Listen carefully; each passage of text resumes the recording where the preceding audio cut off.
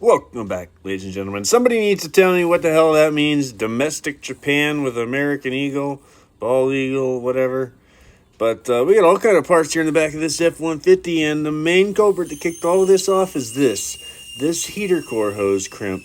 You don't believe me? I'll go ahead and show you. Well, on this model, it's geniusly, both of the heater core outlets, you can see them up under there, directly above all of the ignition equipment. So that's freaking fantastic, and they drip and put water in your spark plugs, and but this is another example of you just can never know anything until you take it apart. And this hose is a fantastic representation of that. You look at that side of it, you say, okay, that looks fine. Yep.